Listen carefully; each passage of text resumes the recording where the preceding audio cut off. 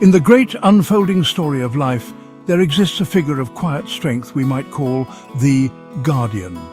This is not a mythical hero, but rather a way of being, a deep and abiding respect for the two greatest teachers we have, the earth beneath our feet and the long line of ancestors who walked it before us. The guardian understands that true wisdom does not spring anew with each generation.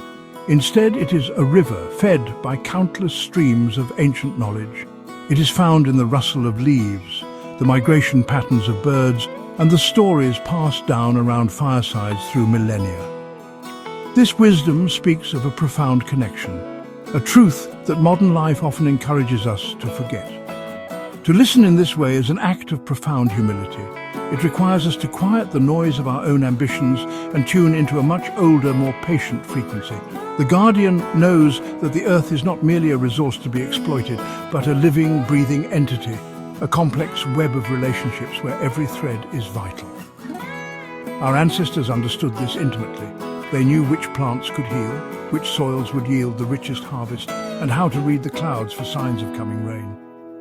Their survival depended not on conquering nature, but on coexisting with it, on being an attentive and respectful part of the ecosystem. This reverence for the past is not about living in it, but about learning from it. It is about recognizing that we are the beneficiaries of an immense inheritance.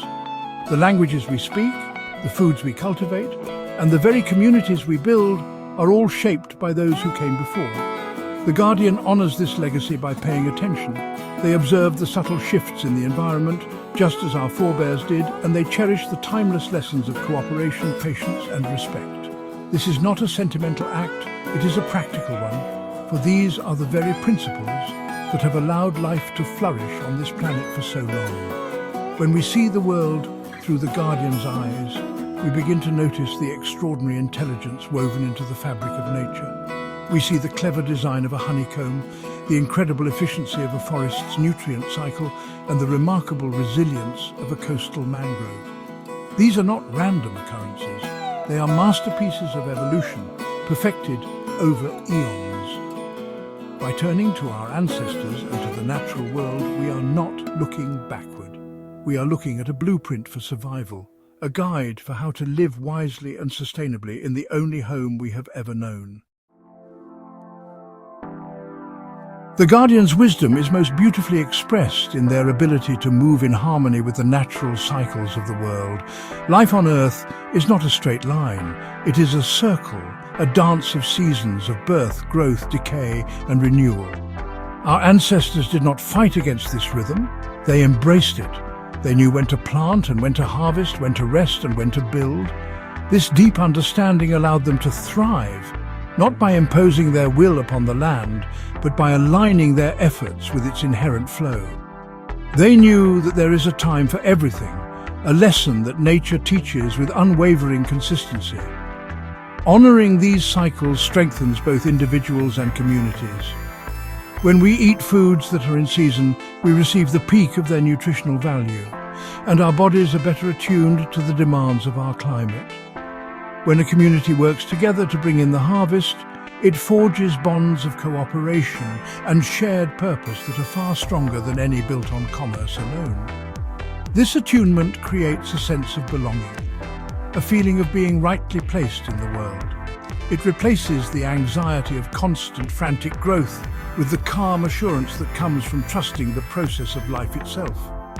In many modern societies, we have tried to flatten these cycles.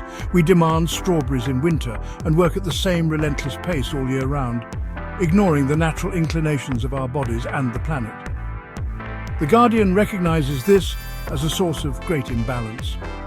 They understand that just as the soil needs to lie fallow to regain its fertility, so too do we need periods of rest and reflection to replenish our own energy and creativity. By respecting the Earth's rhythms, we learn to respect our own, leading to healthier lives and more resilient communities that can weather any storm. This dance with nature is not passive. It is an active partnership. It involves careful observation, patient planning, and a willingness to adapt. It is about knowing that the lean times of winter are as necessary as the abundant days of summer. It is a philosophy that sees strength not in constant aggressive action, but in the intelligent application of effort at the right moment. By aligning ourselves with the powerful, life-giving currents of the natural world, we tap into a source of energy and resilience that is far greater than our own. One of the Guardian's most crucial skills is the ability to discern what is truly valuable.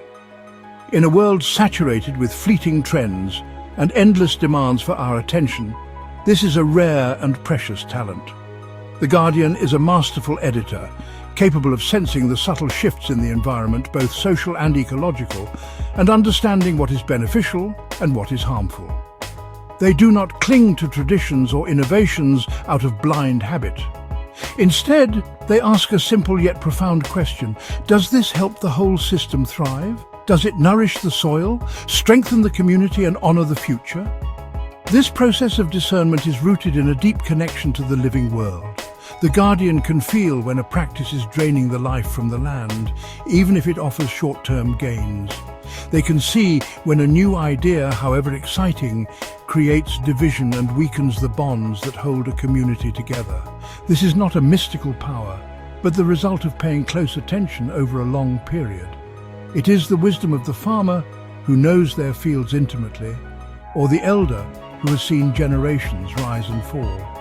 They have learned to distinguish the fleeting from the foundational. Therefore, the Guardian chooses to keep only what sustains. They nurture the practices that promote biodiversity, such as planting a variety of crops rather than a single monoculture. They champion the social structures that encourage mutual support and cooperation rather than competition.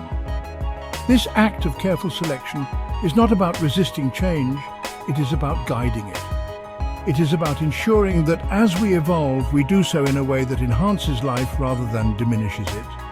It is a slow, deliberate process, like a river carving its path through stone, always seeking the most sustainable course. This skill is something we can all cultivate.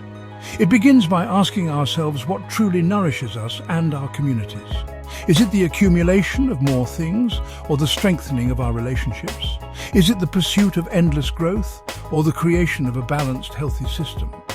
The Guardian teaches us that true progress is not measured by speed, but by endurance. It is the art of keeping what is life-affirming and gently letting go of the rest, ensuring that the legacy we build is one of health, vitality, and resilience.